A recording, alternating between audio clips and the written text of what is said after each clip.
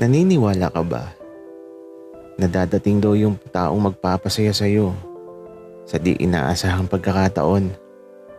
Pero bakit kaya may mga tumatanda na lang na di nahahanap yung para sa kanila?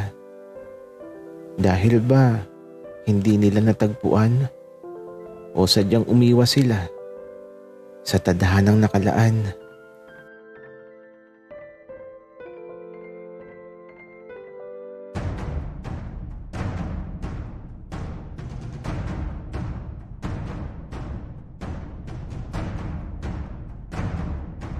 Kaibigan, huwag mong kalimutan mag-subscribe sa aming channel at huwag din kalimutan i-click ang notification bell at subscribe button. Subscribe na!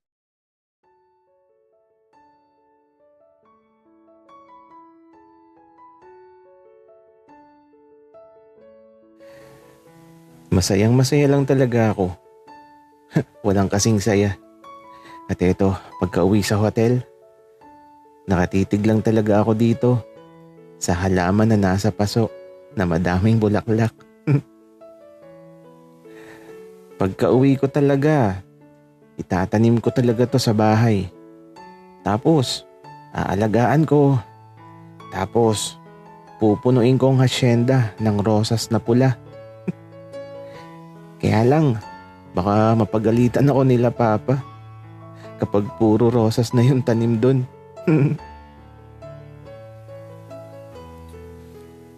Buknoy, tara sa labas. Doon tayo kumain sa tabi ng dagat. Doon sa may mga letter na Legazpi.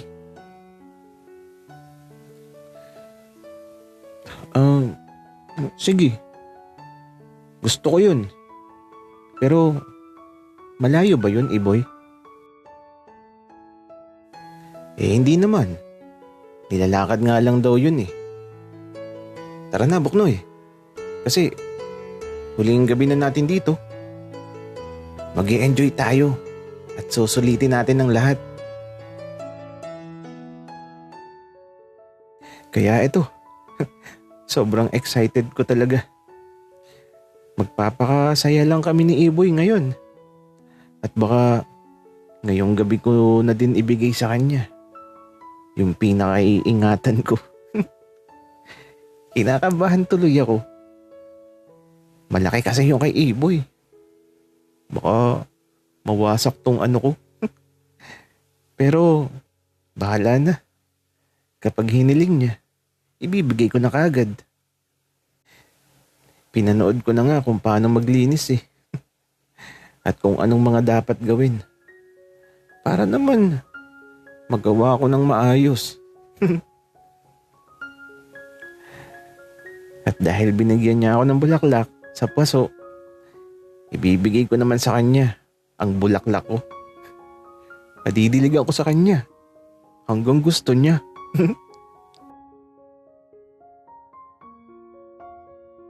Kaya naman, eto, habang naglalakad kami, madami din kaming nakikita na mga naglalakad din. Siguro, isa lang din ang pupuntahan nila. Kaya nakisabay na lang kami sa daloy ng tao. Karamihan sa naglalakad tila ba magjowa. Babae at lalaki, tapos magkahawa kamay. At ito, nagulat ako nung hawakan ni Iboy ang kamay ko. Napatingin tuloy ako sa kanya.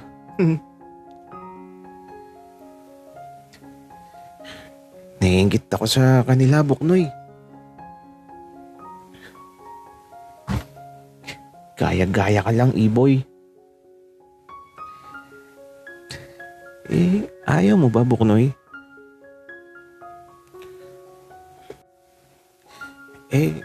Gusto ko. Siyempre. Wika ako naman. Okay. Akala ko kasi ayaw mo, Buknoy. Kasi kung ayaw mong humawak sa kamay ko, dito ka humawak sa titi ko. Gagi, ang ingay mo, Iboy. Baka may makarinig sa'yo. At eto, patawa-tawa lang si Iboy. Ay nako. At habang hawak niya yung kamay ko, abo, idinidikit niya sa titi niya. Nararamdaman ko na matigas eh. Ang kulit ni Iboy. At sa kakalakad namin, nakarating kami sa mga parang restaurant na parang mga bar. May iba't ibang ilaw kasi. Kumikinang sa bawat paligid. Tapos eto, naghanap kami ng medyo kakauntiang tao. At eto, nang makakita na kami, diretso pasok na agad. Tapos, may sumalubong na sa amin. At kinuha na kaagad yung order namin. Buknoy, ano yung in-order mo? Price lang talaga? Oo Iboy. Bakit? Wika ako naman. Kasi sabi dun sa napanood ko, huwag daw kakain ng madami. Buknoy, nagda-diet ka ba?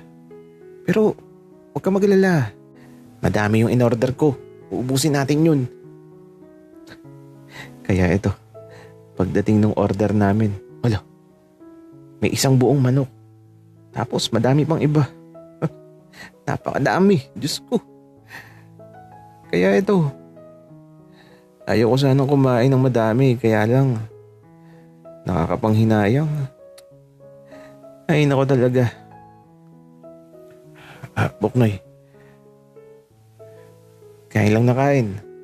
Huwag ka muna mag-diet. Tsaka di ka naman mataba. Uubusin natin lahat ng to. Kaya ito, wala na talaga ako nagawa. Magpapakabusog na lang din talaga ako.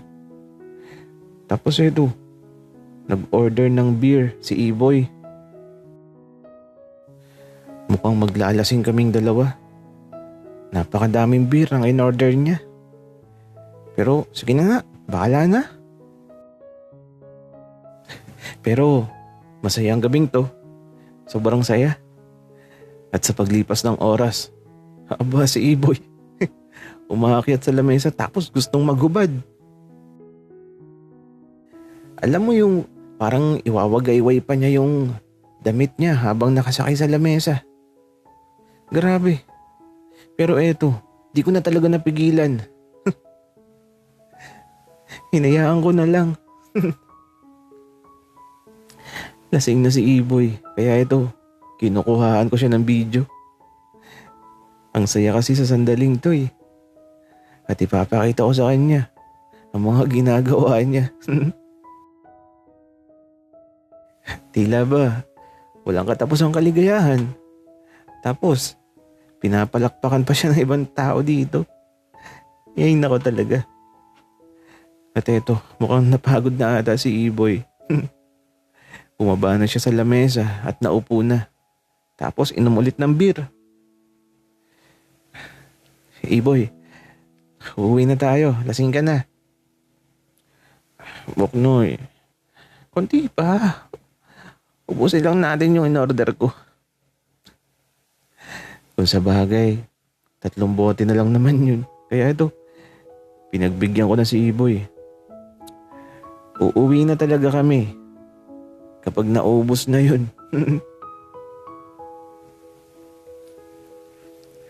Sir, may nagpapabigay po sa inyo. Wika ng waiter na lumapit bigla sa amin. At eto, may hawak siyang 2 baso na may lamang alak. Kanino to galing? Wika ko tapos eto. Itinuro niya yung isang babae. At nung makita ko yung babae na yun, parang natatandaan ko siya. Itinaas ko na lang yung baso. Tapos eto, ako na lang yung uminom. Kasi lasing na si Iboy. Itinaas lang din ng babae yung baso niya. Medyo malayo siya sa amin eh. At eto, pagkainom ko ng alak na bigay ng babae, ewan ko ba, pero parang may naramdaman ako. Parang bigla ako nahilo. Yung pakiramdam na umiikot yung paningin ko.